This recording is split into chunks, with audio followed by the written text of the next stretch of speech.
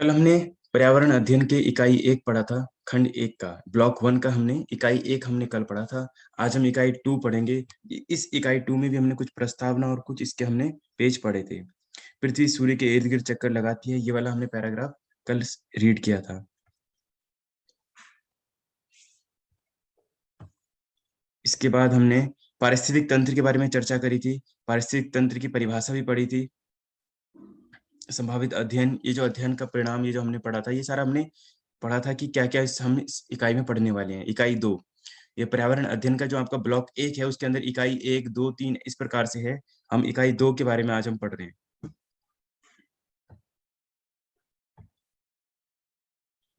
यहाँ तक पढ़ा था क्या ये वाला पेज? परिस्थिति तंत्र के घटक, इस कोई गुलबहार जी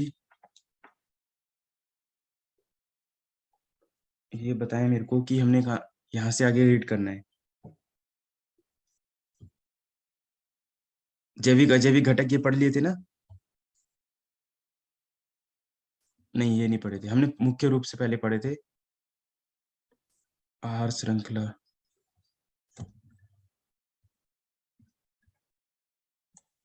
गुलबहार जी हैं क्लास में?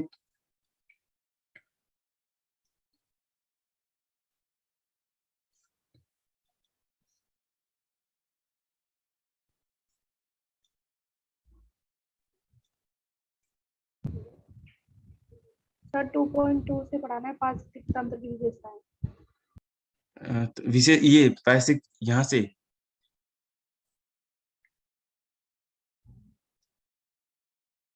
जी। तो पारिस्थितिक तंत्र क्या है? पारिस्थितिक तंत्र की परिभाषा यहाँ से हमने पढ़ना है।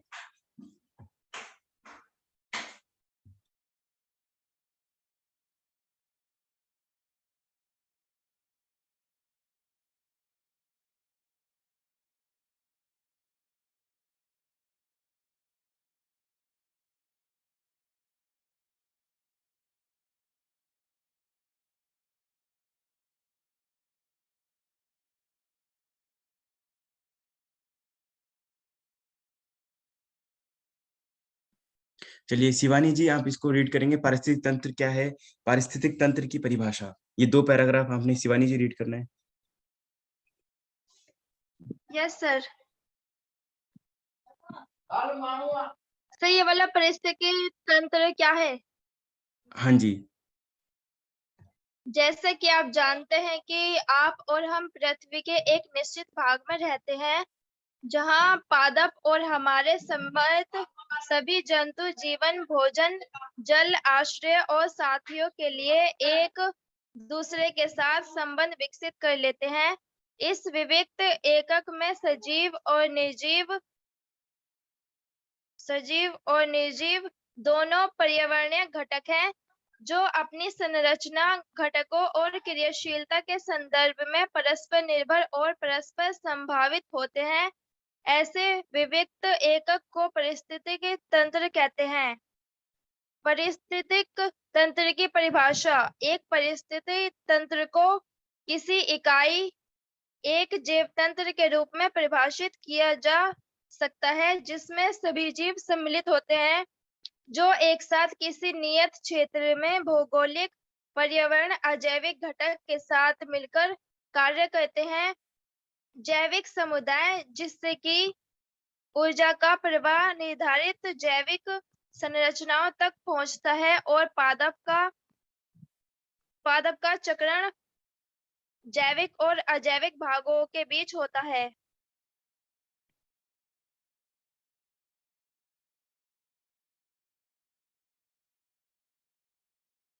यहाँ तक समझ में आ गया इकोसिस्टम क्या होता है? इससे आगे रीड कीजिए शिवानी जी। पारिस्थितिक तंत्र की विशेषताएं: पारिस्थितिक तंत्रों की संरचनात्मक और क्रियात्मक विशेषताएं दोनों होती हैं, जिनमें से कुछ के विषय में आप इकाई 1 में पढ़ चुके हैं और अन्य के बारे में इस इकाई में पढ़ेंगे। आप कुछ अन्य पहलुओं के बारे में आने वाली इकाइयों में पढ़ेंगे। पारिस्थितिक तंत्र की निम्नलिखित विशेषताएं हैं। संरचनात्मक विशेषताएं: पारिस्थितिक तंत्र के संरचनात्मक आयाम का अर्थ उन सभी तत्वों से है जो एक परिस्थिति तंत्र को बनाते हैं। व्यक्ति और पादपों तथा जंतुओं के समुदाय तथा परिस्थिति तंत्र में उपस्थित अजैविक कारक संरचनात्मक घटकों में शामिल हैं। अजैविक घटक, निर्जीव घटक। फर्स्ट पॉइंट है अकार्बनिक यौगिक, कार्बन, नाइट्रोजन, कार्बन डाइऑक्साइड, जल। सेकंड पॉइंट कार्बन यौगिक, प्रोटीन, कार्बोहाइड्रेट, लिपिड जो अजैविक को जैविक आयामों से जोड़ते हैं। थर्ड पॉइंट जलवायवीय घटक, प्रणालियां, तापमान, आर्द्रता, प्रकाश और स्थलाकृति।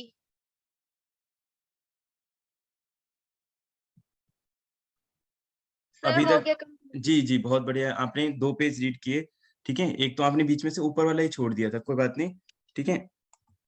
Yes sir. जी हाँ ये आपने ना, सर, अभी पढ़ देंगे उसे दोबारा। हाँ आपने ये अच्छे से रीड किया।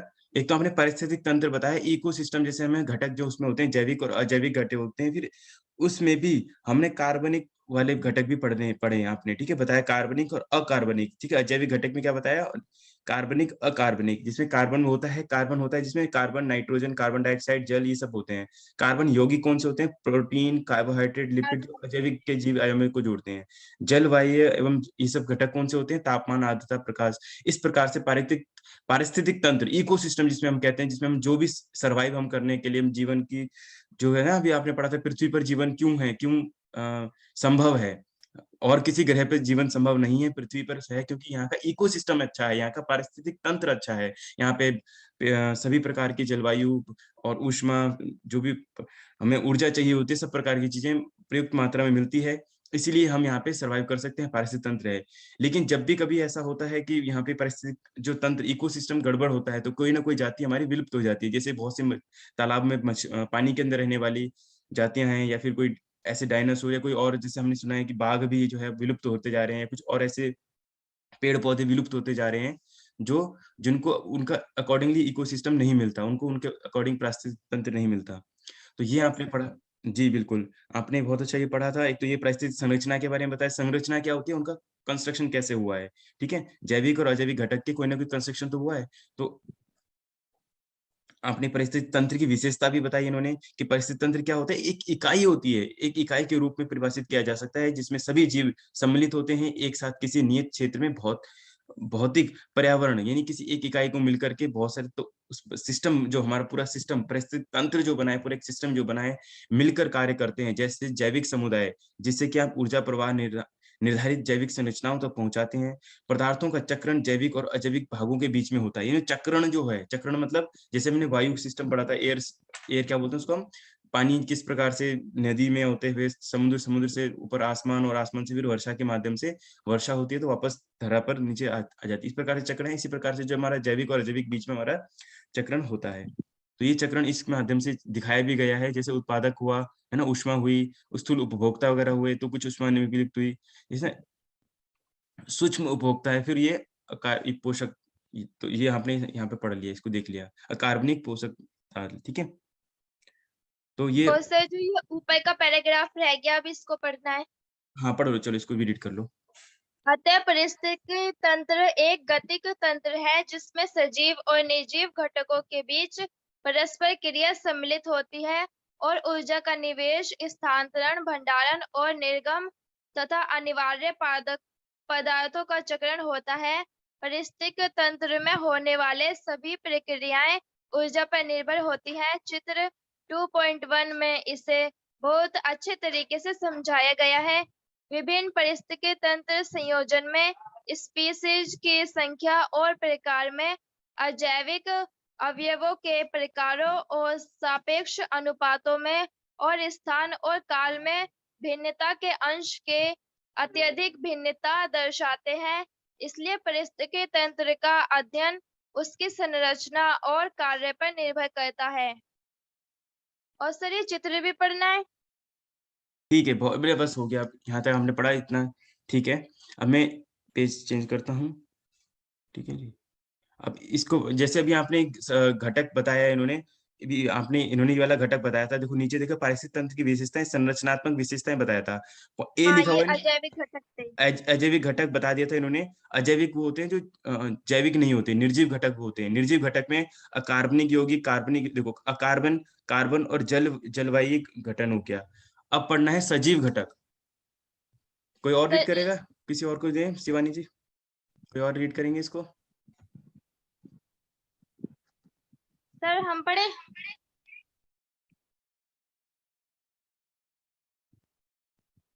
हेलो। हाँ मैं देख रहा हूँ, किसी ने हैंड रेज किया है क्या कोई रीड करने के लिए? किसी ने, वो देख रहा था। चलो आप ही रीड कीजिए, है ना, करिए शिवानी जी। बी है सजीव घटक।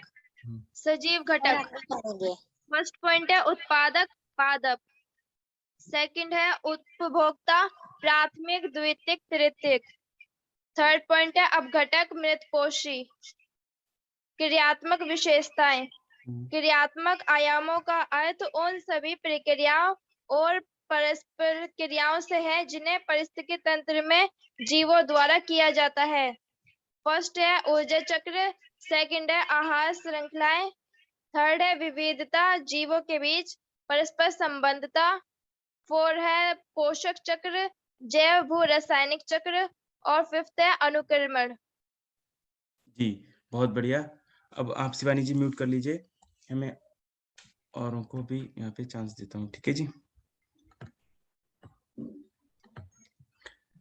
जी तो इन्होंने, शिवानी जी ने बताया, अजैविक घटक भी आप बता दिए आपको, और आपको जैविक घटक भी बता दिए। इसके अलावा क्रियात्मक विशेषताएं भी बता दी आपको, कि क्रियाक्रम आयामों के अर्थ पर उन सभी प्रक्रियाओं, परस्पर क्रियाओं से जिन्हें पारिस्थितिक तंत्र में जीवों द्वारा किया जाता है।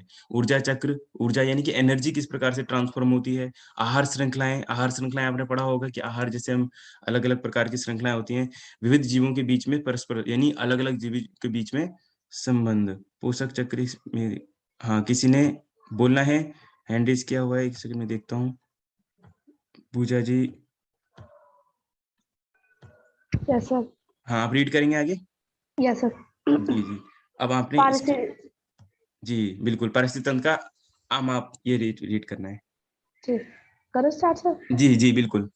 पारिस्थितिकी तंत्र अमाप में जल के एक छोटे से डबरे अथवा थलीय पर्यावास से लेकर भूदृश्य अथवा विशाल वन, एक बायोम और यहाँ तक कि समग्र भूमंडलीय जीवन मंडल अथवा पारिस्थितिक मंडल तक विविध हो सकते हैं। 2.4 सबसे बड़ा पारिस्थितिक तंत्र जीवमंडल। पारिस्थितिक तंत्र के घटकों की कार्यशीलता का समझने से पहले आइए हम पहले सबसे बड़े पारिस्थितिक तंत्र यानी जीवमंडल की चर्चा कर लेते हैं। जीवमंडल, जिसे पारिस्थितिक मंडल भी कहते हैं, पृथ्वी, जल तथा वायुमंडल का वह भाग जिसमें अनेक अपेक्षाकृत छोटे पारिस्थितिक तंत्र होते हैं और प्रचलन करते हैं। जीवन मंडल के 3 मुख्य अनुमंडल हैं: थलमंडल, जलमंडल, वायुमंडल अथवा पृथ्वी का गैसीय आवंतरण जो 22.5 किलोमीटर की ऊंचाई तक विस्तारित है। चित्र 2.3 में जलमंडल, वायुमंडल और थलमंडल के संदर्भ में जीवमंडल की आदर्श योजना को दर्शाया गया है। इन तीनों घटकों के मध्य संपर्क और परस्पर क्रिया का क्षेत्र जीवन के लिए वाकई महत्वपूर्ण है, क्योंकि यही पर समस्त जीवन सीमित है और जीवन की मौलिक प्रक्रियाएं जैसे प्रकाश संश्लेषण और स्वन होती हैं।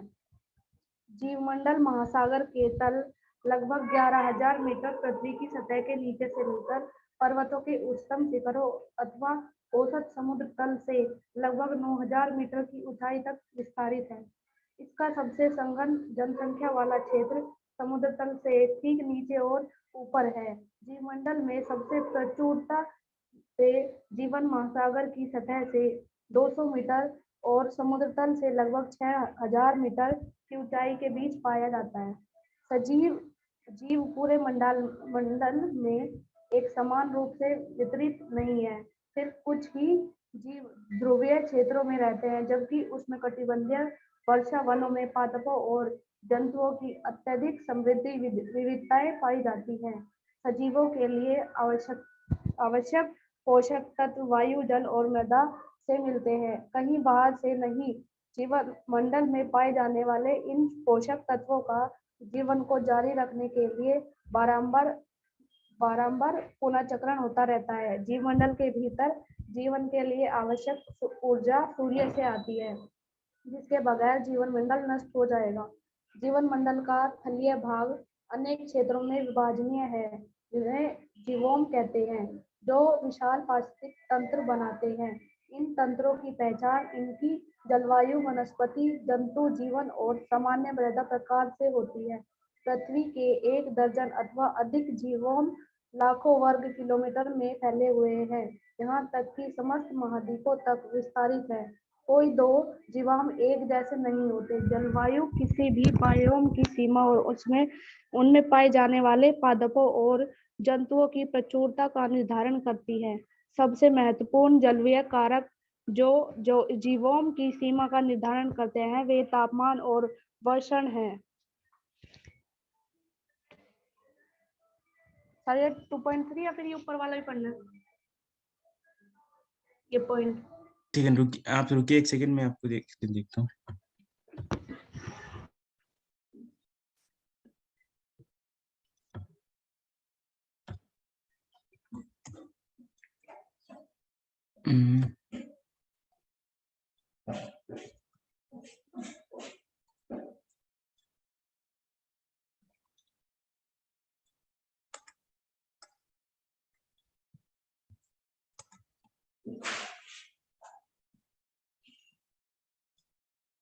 तो आपने यहाँ तक रीड कर लिया ना शिवानी जी? एक सेकंड।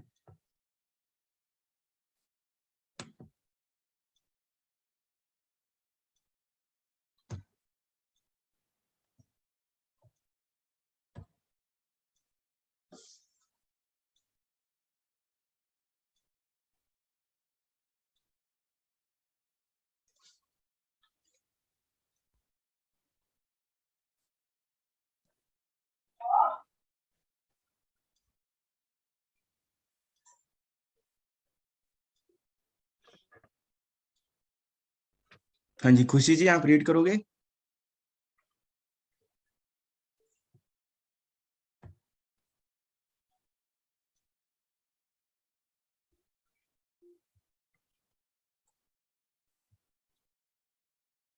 खुशी जी रीड करोगे? उपासना जी रीड करेंगे? Yes sir.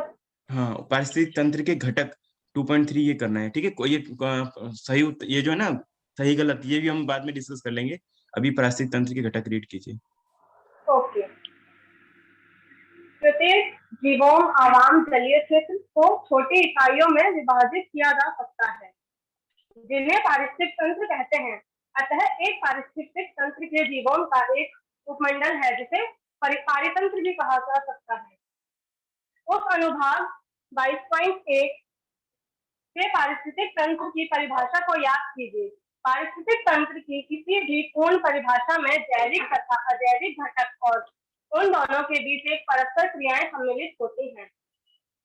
उदाहरण के लिए राजस्थान के मरुस्थलीय जीवों में थार मरुस्थल एक पारिस्थितिक तंत्र है, जिसकी पहचान शुष्क स्थितियां, रेतीले भूभाग और गूदेदार पादपों से होती है।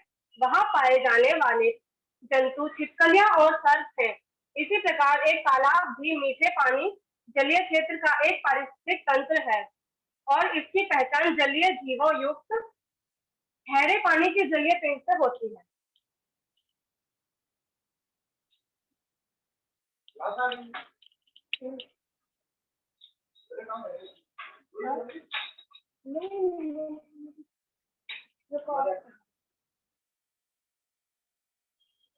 तो हो गया इतना, तो 1 मिनट आगे बढ़ती है।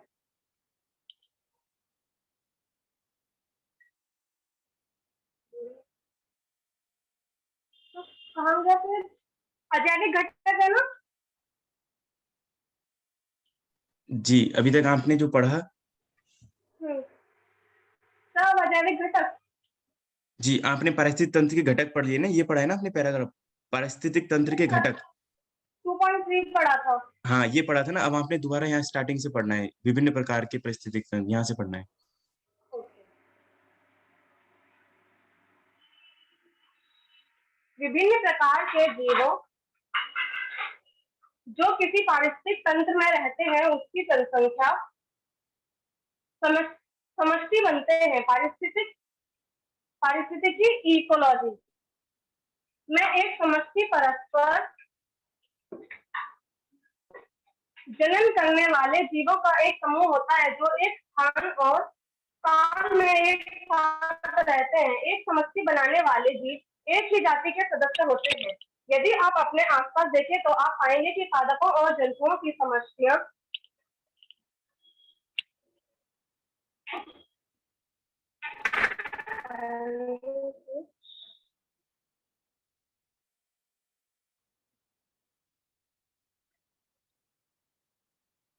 यदि आप अपने आसपास देखें तो आप पाएंगे कि पादपों और जंतुओं की समस्याएं अपने आप में कम भी पाई जाती हैं। इसका कारण काफी स्पष्ट है।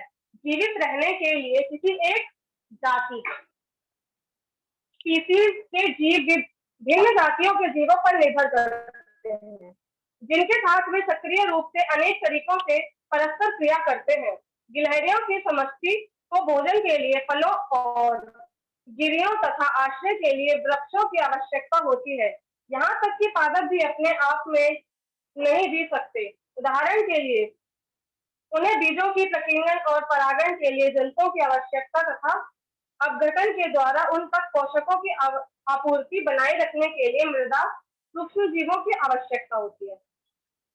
प्रकृति में विभिन्न जातियां पादपों और जंतुओं की समस्याओं का किसी क्षेत्र में समूहन जो परस्पर सहनशीलता एक दूसरे के और अपने पर्यावरण के साथ लाभदायक परस्पर क्रियाओं के साथ रहती हैं। ये एक जैविक समुदाय कम्युनिटीज बनाती है।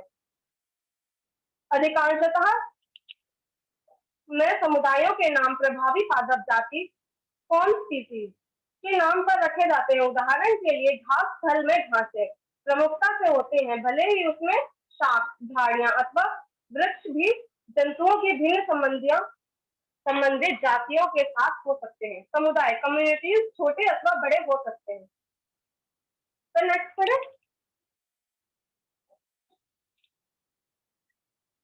ये बहुत बढ़िया, आप उपासना जी ने भी अच्छा रीड किया, शिवानी जी ने भी अच्छा रीड किया। अब हम किसी और को दे सकते हैं, ठीक है। आपने छोटे बड़े अजैविक घटक ये पढ़ने रीड करने ना, कौन रीड करेंगे अब? कोई और स्टूडेंट? किशन कुमार जी।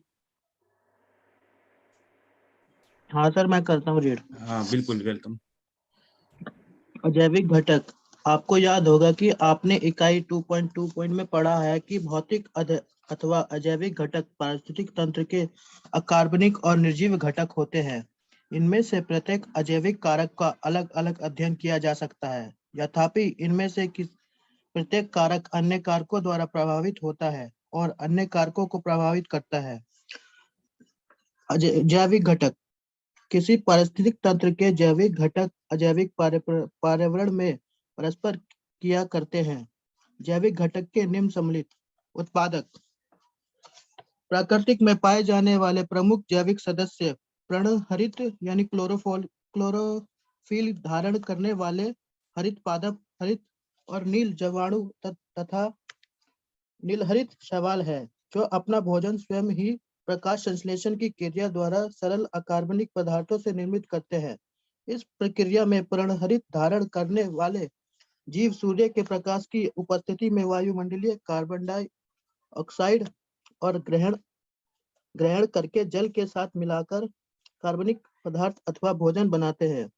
रसोसंश्लेषित जीवाणु भी अपना भोजन स्वयं बनाते हैं, लेकिन सूर्य की ऊर्जा की बजाय ये पृथ्वी के भीतरी भागों से निर्मुक्त होने वाले सामान्य रसायनों से रस संश्लेषण की प्रक्रिया द्वारा अपना भोजन बनाते हैं। जो जीव अपना भोजन स्वयं निर्मित करने में सक्षम होते हैं उन्हें स्वपोषी यानी ऑटोप्रोनस अथवा उत्पादक। अन्य सभी जीव अपना भोजन सही हो गया।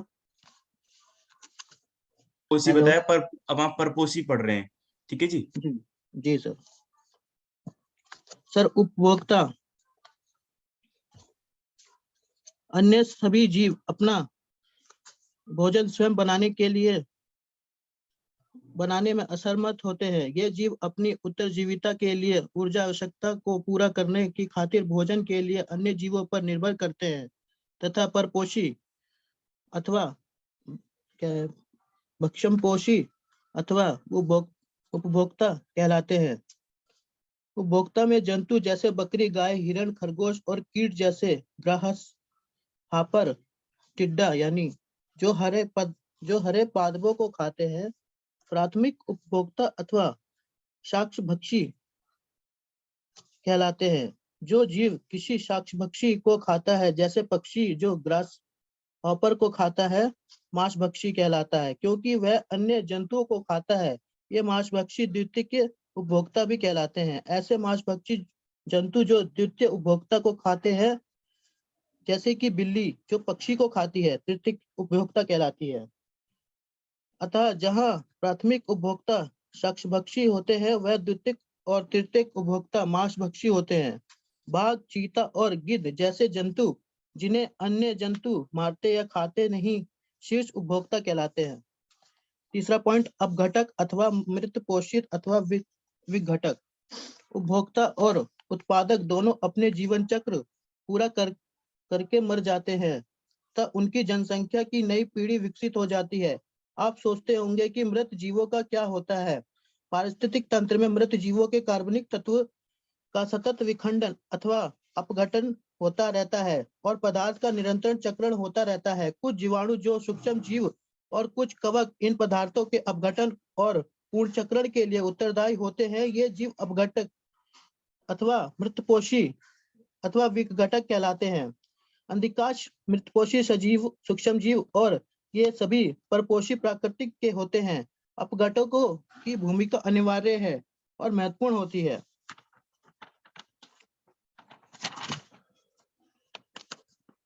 सर हो गया सर, अगला पढ़े सर। जी बहुत बढ़िया, आपने भी बहुत अच्छा रीड किया। अब मैं किसी एक और को वेलकम करूंगा, आप म्यूट कर सकते हैं।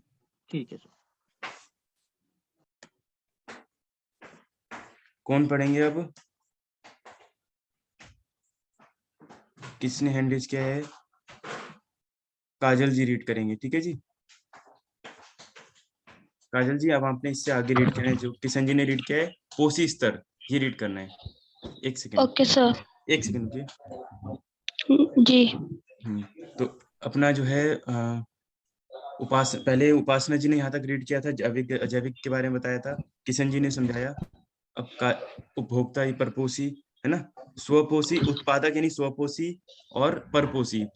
स्वपोषी और परपोषी पता है, उत्पादक और उपभोक्ता ये बता दिया, ठीक है किशन जी ने। अब आपने क्या करना है, इससे आगे पोषी स्तर, इसको रीड करना है, पोषी स्तर। काजल जी। Yes sir. अब आप ये जान गए हैं कि पारिस्थितिक तंत्र को एक विविध इकाई माना जाता है। इसमें जटिल प्राकृतिक समुदाय अपना भोजन प्रत्यक्ष अथवा अप्रत्यक्ष रूप से पादपों के द्वारा 1, 2, 3 अथवा 4 चरणों में प्राप्त करते हैं। इस अनुसार ये चरण प्रथम, द्वितीय, तृतीय और चतुर्थ पोषी ट्रॉफ पोषण स्तर अथवा आहार स्तर कहलाते हैं। चित्र 2.5 पोषण स्तर का तात्पर्य आहार श्रृंखला, फूड चैन या पारिस्थितिक पैरामिड के स्थान अथवा स्तर से है। प्रत्येक स्तर ऐसे जीवों के समूह द्वारा निर्मित होता है जिनकी समान आहार पद्धति होती है। पोषण स्तरों का संख्याकरण किसी जीव के भोजन अथवा ऊर्जा के स्रोत यानी उत्पादक से उनकी दूरी के चरणों अथवा स्तरों की संख्या के अनुसार किया जाता है। आहार श्रृंखला पोषण स्तर से आरंभ होती है। पोषण स्तर पारिस्थितिक पैरामिड का आधार भी होता है।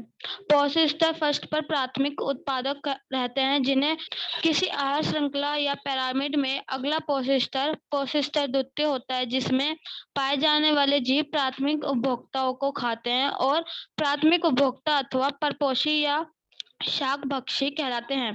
परपोषी स्तर तृतीय, चतुर्थ और 5 पर मांसभक्षी होते हैं। नीचे किसी पारिस्थितिक तंत्र में जा सकने वाली पोषण स्तरों की अनुमानित संख्या और विभिन्न पोषण स्तर पर पाए जाने वाले जीव समूह के प्रकार को दिया गया है। हरे पादप उत्पादक पोषण स्तर स्वपोषी। फर्स्ट है शाक भक्षी प्राथमिक उपभोक्ता, पोषी स्तर द्वितीय परपोषी। दूसरा है मांस भक्षी द्वितीय उपभोक्ता, पोषी स्तर तृतीय परपोषी। तृतीय है मांस भक्षी तृतीय उपभोक्ता, पोषी स्तर चौथी परपोषी। और फोर्थ है शीर्ष मांस भक्षी चतुर्थ उपभोक्ता, परपोषी फिफ्थ परपोषी। इस प्रकार आहार से उपयुक्तन ऊर्जा भी पोषी स्तरों उपभोक्ताओं से आगामी पोषी स्तर तक प्रभावित होती है। यह ऊर्जा सदैव निचले उत्पादक से उच्चतर शाकभक्षी नहीं होती, शाकभक्षी मांसभक्षी इत्यादि पोषी स्तरों तक प्रभावित होती है। यह कमी विपरीत दिशा में प्रभावित नहीं होती। यह नहीं प्रत्येक पोषी स्तर पर कुछ ऊर्जा की अनुप्रयोगता ताप के रूप में हानि होती है, जिससे ऊर्जा का स्तर पहले पोषी स्तर से ऊपर जाने पर कम हो जाता है। इसके फलस्वरूप अक्सर 4 या 5 पोषी स्तर होते हैं और बहुत कम ही 6 अधिक होते हैं, क्योंकि उसके पूरे बहुत कम ऊर्जा किसी जीव के द्वारा उपयोग में बची रह जा सकती है। सर ये क्वेश्चन भी पढ़ने हैं? नहीं, आपने बहुत बढ़िया रीड किया, इन्होंने भी, काजल जी ने भी। तो प्रश्न हम एक साथ लेंगे। प्रश्न ना हम ओके। पहली बार रीड कर लें। अब आप म्यूट कर लेंगे काजल जी। Okay sir.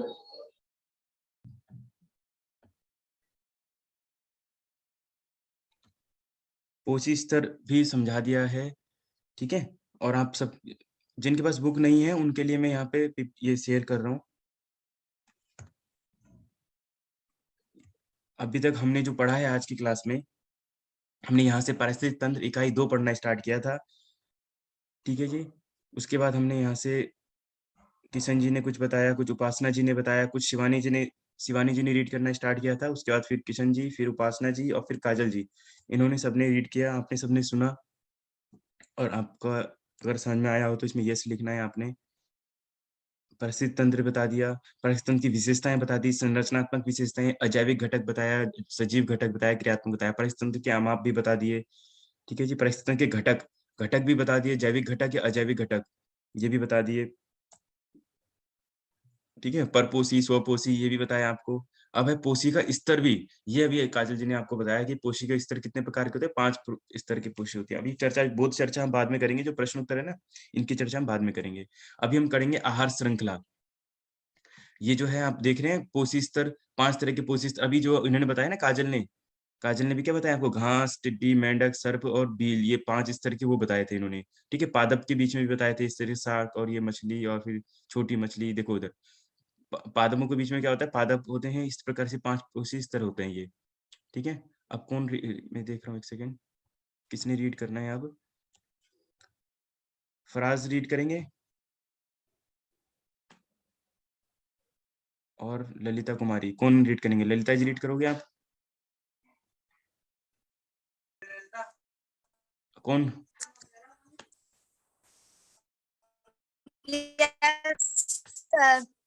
ठीक है रीड करो सर। आहार श्रृंखलाएं करें रीड? एक सेकेंड, आहार श्रृंखला रीड करना है, हाँ जी। Okay sir.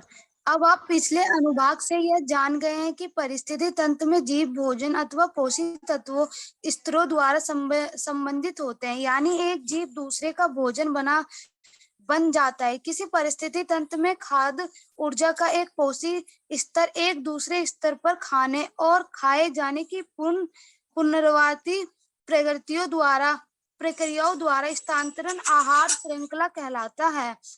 अतः आहार श्रृंखलाओं को जीवों की कड़ियों के ऐसे रेखीय क्रम के रूप में परिभाषित किया जा सकता है जिसमें कोई जीव अगले जीव के लिए भोजन बना सकता है।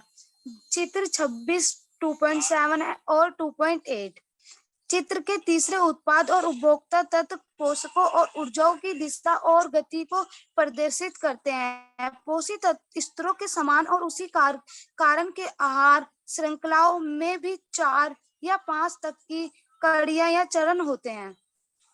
सर आगे का भी रीड करें।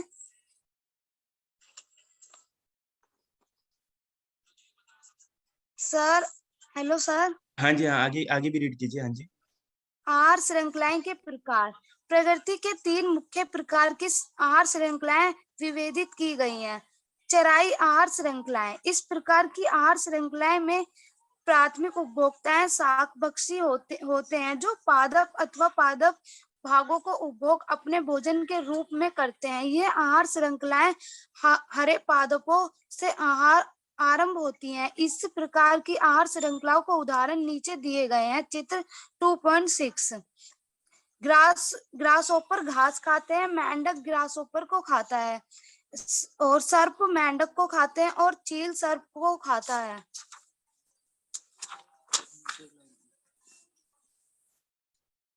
अप्रद दृष्टिस्थ आहार श्रृंखलाएं। इस प्रकार की आहार श्रृंखलाएं जंतु और पादप क्रियाओं के मृत कार्बनिक के अपेक्षीय और अपचारी अपशिष्ट पादप पदार्थों जिसे डाइजेस्ट अपदन कहते हैं, ये आरंभ होते हैं। उसके बाद अपरदन खाने वाली जीवों तक जाती है जिन्होंने अप्रद भोजी अथवा अघटक कहते हैं, और फिर उनके बाद शाकभक्षी और अन्य परभक्षियां तक जाती हैं। अप्रद में निहित ऊर्जा आहार श्रृंखलाएं में ऊर्जा के स्रोतों की भांति कार्य करती है। इस प्रकार की आहार श्रृंखलाओं का उदाहरण नीचे दिए गए हैं। चित्र 2.7। लीटर खाद स्प्रिंगटेल कीट छोटे मेंढक मांसभक्षी। वह जो मृत कार्बनिक पदार्थ से सूक्ष्म जीवों और फिर अपरदन डाइजेस्ट खाने वाले जीवों तक जाती है। परजीवी आहार श्रृंखलाएं। इस प्रकार की आहार श्रृंखलाएं हरे पादपों से आरंभ होकर परजीवियों अथवा शाकभक्षियों तक जाती है जिनको परजीवों जीव कहते हैं। इस परजीवों आहार श्रृंखलाओं का अंत परजीवों जीवों पर होता है जो परभक्षियों के विपरीत परपोषी को मारते नहीं है। ऐसे आहार श्रृंखलाओं का उदाहरण नीचे दिए गए चित्र 2.8। प्रकृति में आहार श्रृंखलाएं विभिन्न बिंदुओं पर परस्पर जुड़ी रहती हैं और एक आहार जाल का रूप ले लेती है। बहुत बढ़िया, आपने भी अच्छा रीड किया। ललिता जी थी अभी, आप ललिता जी ने रीड किया था ना अभी? Yes sir. जी, तो ललिता जी ने भी अच्छा रीड किया। इससे आगे पारिस्थितिक तंत्र के कार्य, इसको कौन रीड करेंगे?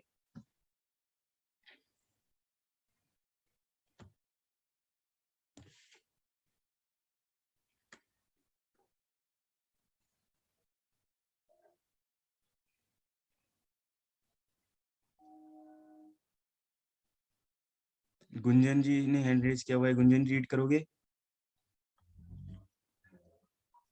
Yes sir. जी।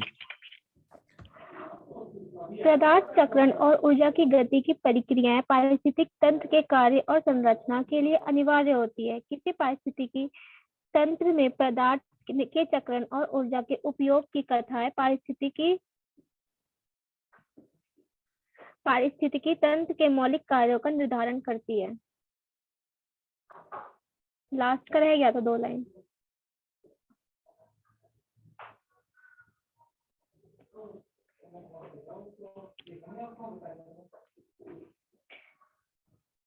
उपयोग की प्रक्रिया पारिस्थितिकी तंत्र के मौलिक कार्यों का निर्धारण करती है। पारिस्थितिक तंत्र में ऊर्जा का चक्रण नहीं होता क्योंकि सौर ऊर्जा का प्रवाह एक दिशात्मक होता है। इसी कारण पारिस्थितिकी तंत्र को अपने कार्य और संरचना को बनाए रखने के लिए उच्च गुणवत्ता की ऊर्जा के सतत अंतर्प्रवाह की आवश्यकता होती है। यह ऊर्जा द्वारा प्रदान की जाती है। इसी कारण पारिस्थितिकी तंत्र मुक्त तंत्र मतलब ओपन सिस्टम है जिन्हें निरंतर जारी रहने के लिए सूर्य से ऊर्जा के नेट अंतर्प्रवाह की आवश्यकता होती है। सूर्य के बगैर हमारी पृथ्वी जीव मंडल में जल्दी ही ऊर्जा की कमी हो जाएगी, वह ध्वस्त हो जाएगा। ऐसा इसीलिए है क्योंकि उत्पादक, जैसा कि आप जानते हैं, वह पोषी होते हैं और पोषक तथा की सौर ऊर्जा का उपयोग करके पोषक को खाद्य पदार्थ में रूपांतरित कर देते हैं जो उनके शरीर में भंडारित रहता है। सभी खाद्य पदार्थ अथवा पोषक जिनका हम अथवा अन्य जंतु उपभोग करते हैं वो प्रत्यक्ष अथवा अप्रत्यक्ष रूप से ऐसा उत्पादकों से प्राप्त किया जाता है। इसके फलस्वरूप सूर्य से विभिन्न जीवों में होकर और फिर अंतरिक्ष में ऊर्जा का सतत प्रवाह बना रहता है। ऊर्जा के पोषण और प्रवाह में पोषक का परिसंचरण भी सम्मिलित है, जिसमें मूल अकार्बनिक तत्व जैसे कार्बन, हाइड्रोजन, ऑक्सीजन और नाइट्रोजन, इनके साथ अल्प मात्राओं में ही सोडियम, कैल्शियम और पोटेशियम भी सम्मिलित है पाए जाते हैं। इसके अतिरिक्त जल, कार्बोनेट, फॉस्फेट जैसे यौगिक और कुछ अन्य भी सजीवों को भाग बनाते हैं। इस किसी पारिस्थितिक तंत्र के कार्य करने के लिए यह अनिवार्य है कि उसमें ऊर्जा का प्रवाह और पदार्थों का चक्रण सतत रूप से होता है। जी, बहुत बढ़िया, आपने भी अच्छा रीड किया। अब कोई और रीड करेंगे? किशन जी ने हैंड रेज किया हुआ है, दोबारा किशन जी रीड करोगे? Yes sir, yes sir. पोषक चक्र बताना है, ठीक है? जी, पोषक चक्र से रीड करना है। ये बीच में जो बोध प्रश्न है ना, इसको हम एक साथ कभी प्रश्न उत्तरी करेंगे। यहाँ पे हम प्रश्न पूछेंगे और आपने उत्तर देना है। प्रश्न में पढ़ूंगा, उत्तर आपने करना है, ऐसा हम करेंगे अभी बाद में। अभी आपने पोषक चक्र बताना है, किशन जी। जी सर। 2.6 पोषक चक्र। अब तक ये जान चुके होंगे कि सजीव जगत पारिस्थितिक तंत्र के द्वारा ऊर्जा के प्रवाह और पोषकों के चक्र पर निर्भर करता है। यह दोनों जीवों की प्रचुरता व उपाच्य दर जिस पर वह जीते हैं और पारिस्थितिक तंत्र की जटिलता को प्रभावित करते हैं। आप पहले पढ़ चुके हैं कि ऊर्जा तंत्र की उपयोगिता के संदर्भ में ताप के रूप में सदा के लिए लुप्त हो जाती है। दूसरी तरफ खाद्य पदार्थ के पोषक कभी लुप्त अथवा समाप्त नहीं होते, बल्कि ये अनिश्चित काल तक बारंबार पुनर्चक्रित हो सकते हैं। वह पोषक जिनकी आवश्यकता जीवों को बड़ी मात्रा में होती है वह वृहद पोषक कहलाते हैं, जबकि वह जिनकी आवश्यकता अल्प मात्रा यानी कम मात्रा में होती है सूक्ष्म पोषक तत्व कहलाते हैं। प्राकृतिक में पाए जाने वाले 100 से अधिक रसायनों से 40 सजीवों में पाए जाते हैं। कार्बन, हाइड्रोजन, ऑक्सीजन, नाइट्रोजन और फास्फोरस तत्वों और यौगिक के रूप में हमारे शरीर का लगभग 97% द्रव्यमान घटक बनाते हैं और सभी सजीव के द्रव्यमान का घटक 95% से अधिक भाग बनाते हैं। इनके अतिरिक्त 15 से 25 अन्य तत्वों की पादपों और जंतुओं की उत्तरजीविता और अच्छे स्वास्थ्य के लिए आवश्यकता होती है। यह पोषक अथवा खनिज तत्व सदैव चक्र करते हैं, जो पारिस्थितिक तंत्र में निर्जीव से सजीव और पुनः निर्जीव घटकों में चक्रिक रूप से घूमते रहते हैं। यह जैव भूम रासायनिक चक्रण कहलाता है। जैव माने सजीव, भू यानी भूमि, वायुमंडल। मूल रूप से 2 प्रकार के चक्र होते हैं जो भंडार रिजर्वायर की प्रकृति पर निर्भर करते हैं। गैस चक्रीय, जिनमें भंडारण स्थल वायुमंडल अथवा जल मंडल होता है। अवसादीय चक्र, जिनमें भंडारण स्थल भूपर्पट होता है। जी, बहुत बढ़िया। किशन जी, एक पीछे पेज पे ना जी, इसको ये 2 बॉक्स रह गए, इन बॉक्स को रीड कर लीजिए। जिसमें सर सूर्य ऊर्जा का मूलभूत स्रोत, यहाँ से सर? जी, दोनों बॉक्स। ठीक है जी। सूर्य ऊर्जा का मूलभूत स्रोत जो हमारे पारिस्थितिक तंत्र की आवश्यकता को पूरा करता है। ऐसा पाया गया है कि पृथ्वी के वायुमंडल तथा आने वाली थल और सौर ऊर्जा का 30% भाग वायुमंडल तंत्र से परिवर्तित हो जाती है। बची हुई 70% ऊर्जा पृथ्वी के वायुमंडल में अवशोषित होती है। इससे 19% ऊर्जा वायुमंडल में ही तथा बाकी पृथ्वी की सतह पर अवशोषित होती है। पोषक चक्र को पूर्ण अथवा अपूर्ण चक्र भी कहा जाता है, कह सकते हैं। पूर्ण पोषक चक्र वह होता है जिसमें पोषक का विस्थापन उतनी तेजी से होता है जितनी तेजी से उनका उपभोग होता है। अधिकांश गैसीय चक्र सामान्यतः पूर्ण चक्र माने जाते हैं। इसके विपरीत अवसादी चक्र को अपेक्षाकृत अपूर्ण माना जाता है, क्योंकि चक्र से कुछ पोषक तत्व लुप्त होकर अवसाद में वृद्धि हो जाती हैं, जिससे ये तत्व तत्कालिक चक्र के अनुपलब्ध हो जाते हैं, यानी वो उपलब्ध नहीं होते। जी, बहुत बहुत बढ़िया।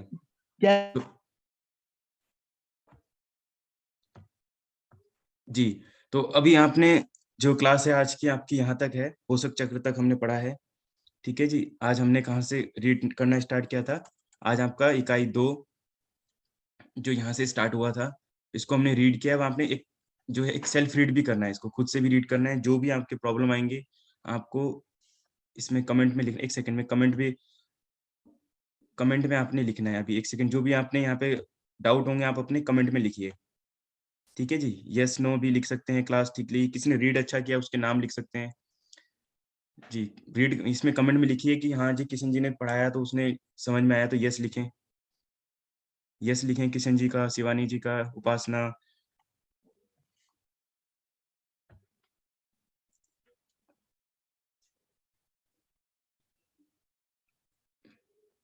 अच्छा, पूजा जी ने तो रीड ही नहीं किया था पूजा जी ने? अच्छा, उपासना जी का रीडिंग अच्छा लग रहा है सबको, कोई डिस्टर्बेंस नहीं होती, हाँ। अच्छा, पूजा जी ने कहा है यस, हाँ। शिवानी जी यस, ठीक है। तो गुलबहार जी ने आज रीड नहीं किया है, गुलबहार जी ने कल रीड करना है। गुलबहार जी वैसे इस क्लास को भी कोऑर्डिनेट कर रही हैं, कोई भी प्रॉब्लम होगी आपके गुलबहार जी से आप वो कर सकते हैं, वो कोऑर्डिनेट भी कर रही हैं क्लास को, रीडिंग को करनी है। अच्छा, किसी ने कहा है सर मुझे भी रीडिंग करनी है, तो सब रीडिंग करेंगे बिल्कुल। एक क्लास में 8 से 9 बच्चे रीड कर सकते हैं, ठीक है? तो आप, हाँ, सदाफ आपको मैंने कहा तो था, आपने अनम्यूट करके आपने किया नहीं। चलिए, तो आप सबने कमेंट में लिखना है, क्लास का जो फीडबैक होगा कमेंट में आप लिख रहे हैं, बहुत बढ़िया। आज की क्लास हम यहीं पे ओवर कर रहे हैं, ओके जी?